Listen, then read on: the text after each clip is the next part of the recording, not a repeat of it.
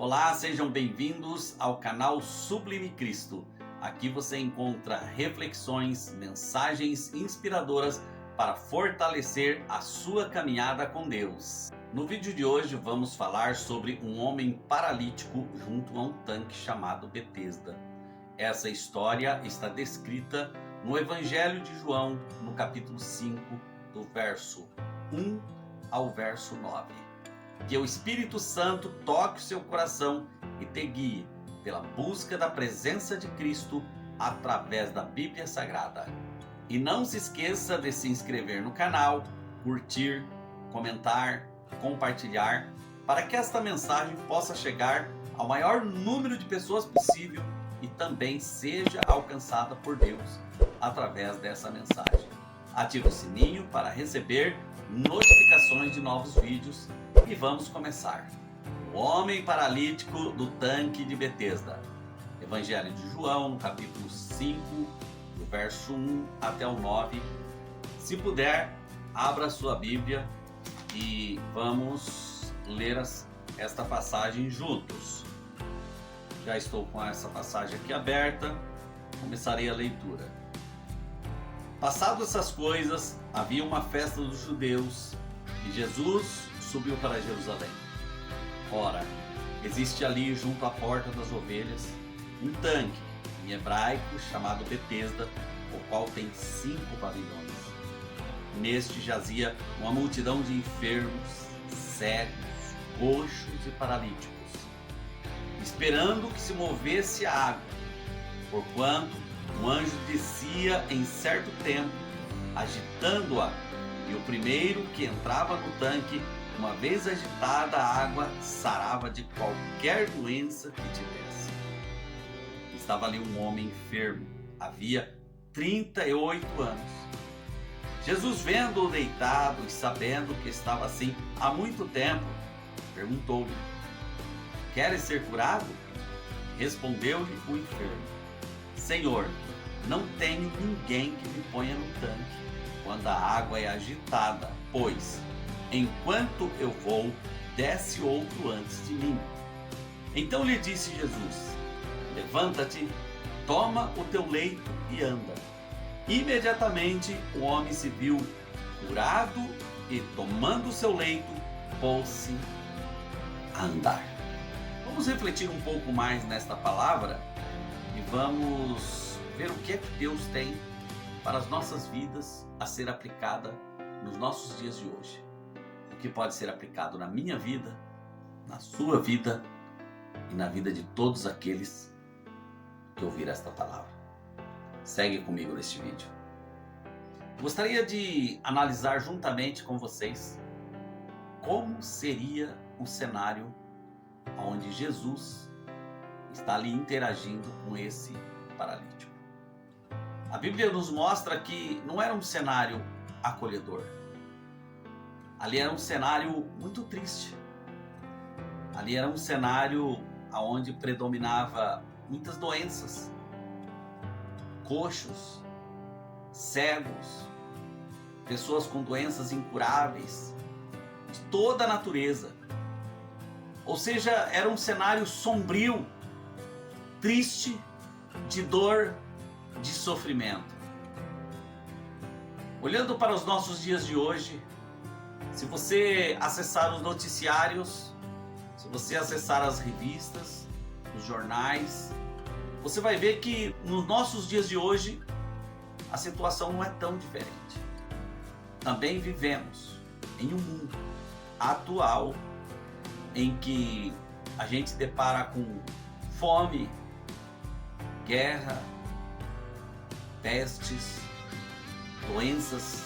Vamos meditar nessa palavra, descobrindo como Cristo pôde ajudar este homem e também pode nos ajudar a nós mesmos neste mundo tão sombrio e dificultoso que muitas vezes nos deparamos com ele nos nossos dias atuais. Segunda análise que podemos fazer desse texto: quem era esse homem? Não conhecemos seu nome, mas sabemos que era um homem desiludido e sem esperança. enfermo há 38 anos, aguardando uma solução em seu leito de aflição. Para uma pessoa que não está em condições adversas, às vezes o tempo parece passar devagar. Não é assim? Ah, parece que esse dia não acaba. Hoje o dia foi muito difícil para mim, esse dia parece que não termina. Imagine você para um aflito e doente. O tempo demora mais a passar. Um dia para essas pessoas é como uma eternidade. E nesse caso, estamos falando de 38 anos de sofrimento. Ainda analisando sobre esse homem, quem era ele, como poderia estar ele, qual era o psicológico dele naquele momento, eu vejo que o psicológico desse homem era muito triste. Pelo transcorrer da história, a gente vê que ele era um homem deprimido. Deprimido e deitado no seu leito há 38 anos. A depressão ela é muito complicada. Coloca pessoas em queda livre, psicologicamente falando. E além de ter que lidar com o seu problema de paralisia, ele também tem que lutar contra a sua tristeza e frustração. Ou seja, lutar contra os seus problemas emocionais. Talvez eu esteja falando com pessoas que parece o caso do homem paralítico do tanque de Betesda, que tem seus problemas financeiros, que tem seus problemas de enfermidade, mas junto com tudo isso também está o abalo psicológico, o abalo emocional. Mas saiba que para Deus nada é impossível. Se olharmos para os nossos dias atuais, perceberemos que há uma certa semelhança. Somos uma sociedade de pessoas deitadas ante as crises e ansiedade do nosso dia a dia. Pois todos os dias temos um obstáculo à nossa frente, seja na saúde, seja financeira ou familiar, outros motivos quaisquer, seja lá qual for o motivo. A depressão é a doença do século, onde está permeando toda a sociedade, em todos os níveis, sejam pobres, sejam classe baixa, classe média, classe alta, todos estão sendo vítimas dessa enfermidade. Por isso que no início, quando eu abri este raciocínio e essas análises, eu disse que o nosso mundo de hoje não é muito diferente do cenário do tanque de Betesda, onde havia um caos total. Mas Deus sempre tem uma saída. Seguimos analisando esse texto. Como deveria estar se sentindo esse homem? Como ele se sentia? A partir do capítulo 5 e o verso 7 do Evangelho de João, a gente vai perceber esse homem, ele se sentia desprezado. Como disse João 5,7, ele afirma: eu não tenho ninguém que me ponha no tanque. Quantos são assim?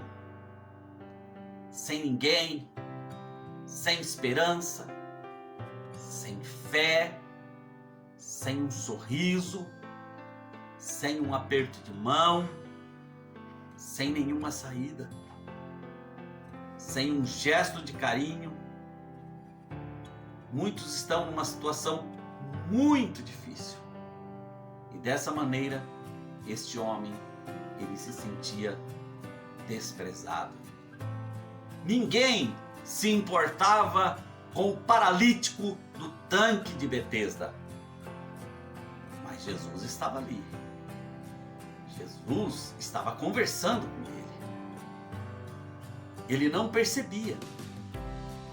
Ele se sentia desprezado, mas ele nem percebeu que Jesus estava ali, que Jesus se importava.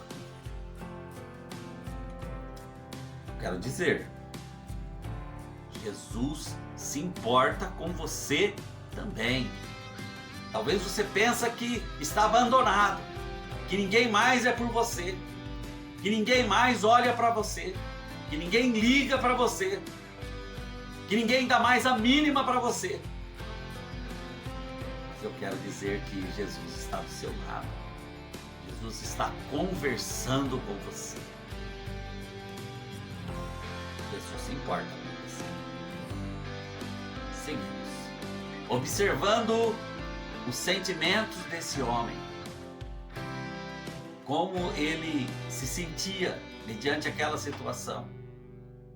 Já dissemos antes que ele se sentia desprezado. Mas ele também se sentia diminuído. Ele se sentia como que não visto, não observado. Ainda em João, no capítulo 5, verso 7, ele disse: desce outro antes de mim. Ninguém o ajudava. Hoje ainda, em nossos dias atuais, existem as pessoas desconsideradas. Existem ainda aqueles que são ignorados. Nos nossos dias de hoje, existem aqueles que são rejeitados. Outros marginalizados, esquecidos. Ninguém dá nenhum tipo de valor para essas pessoas. Ninguém acha que é possível renascer das cinzas. Ninguém acha que pode haver uma solução para essa pessoa. Sempre tinha alguém à frente dele. Ele se sentia totalmente diminuído. Muitas vezes nós nos deparamos com situações difíceis. Mas eu quero dizer para você, hoje, através da mensagem de Cristo, através desse vídeo, que quando a vida parece difícil, quando você não se sente alguém, quando a tristeza ela invade a sua alma, quando tudo parece perdido e impossível, é hora de você buscar um Salvador. É hora de você clamar pelo Salvador. E o nome desse Salvador é Jesus Cristo. É aquele que morreu por você numa cruz do Calvário para te colocar em lugar seguro, em um chão firme. Você vai pisar em uma rocha inabalável. Você vai sair da instabilidade da areia, você vai sair da instabilidade do lodo, do barro que te atolou, que te prendeu. Você sai desse marasmo e pisa numa rocha firme, e o nome dessa rocha chama-se Jesus de Nazaré. E em meio a esse cenário de dor e de tristeza, talvez perguntamos: e o que fez Jesus? Esta passagem do capítulo 5 de João, do verso 1 ao 9, mostra Jesus entrando em ação. E ele fez pelo menos 3 coisas. A Bíblia diz em João 5 e o verso 6, Jesus vendo. Eu quero dizer para você, Jesus te vê. Ele não nos perdeu de vista. Ele está no controle. Talvez pessoas podem perguntar: será que eu consigo voltar ao controle da minha vida? Será que eu consigo voltar ao controle da minha situação? Será que um dia eu posso sorrir? Será que um dia eu posso ser feliz ainda? Jesus, ele vê todas as coisas. Ele está te vendo e ele tem o controle. Jesus vê, não se esqueça disso. Ele está te vendo. Segunda coisa que Jesus fez: Jesus sabendo. Ele vê e ele sabe. Ele conhece. E como Jesus vê, sabe, conhece das nossas dores, das nossas dificuldades, Ele vem ao nosso encontro. Talvez Jesus tinha tantos lugares para ir naquele dia, mas Ele escolheu ir a este lugar tão triste. Ele escolheu dar uma passada em um lugar onde havia tristeza, doentes, coxos, pessoas chorando, pessoas desesperadas, pessoas sem esperança. Talvez se você fosse em algum lugar, talvez fazer um passeio, alguma coisa, você poderia passear por os lugares mais belos daquela cidade, mas os lugares mais esquecidos, é bem provável que nós não visitaríamos. Mas com Cristo é diferente. Cristo, Ele atende as pessoas que estão precisando. Não importa se o cenário é escuro, não importa se o cenário é de dor e de tristeza, Jesus, Ele tem uma saída. Ele vê o seu sofrimento, Ele conhece o seu sofrimento, Ele vai ao seu encontro. E em terceiro, Jesus, Ele pergunta. A Bíblia, ela registra ali que Jesus perguntou para o homem. Imagina, o homem 38 anos, paralítico. Jesus vem e pergunta, né? Queres ser curado? Por que Jesus perguntou? Qual é o sentido de Jesus perguntar? Sabe qual é o sentido? Ele dá uma oportunidade. A escolha é minha, a escolha é nossa. Jesus está perguntando para você, através da sua palavra, que nós estamos analisando, lendo, meditando nela. Jesus pergunta para você hoje: você quer ser curado? Qual é a sua doença? Qual é a sua enfermidade? Qual é o seu obstáculo? Qual é o seu limite? Qual é a sua impossibilidade? Quer ser curado? Quer ser alcançado? Quer uma resposta? Jesus fala: eu te dou uma oportunidade. Passa a me conhecer e conhecereis a verdade, e a verdade vos libertará. Jesus, Ele te dá uma oportunidade. Jesus, Ele te concede uma saída, mas Ele pergunta para você, e a resposta é sua. Então, resumindo essa questão, Jesus vê, Jesus sabe e Ele pergunta.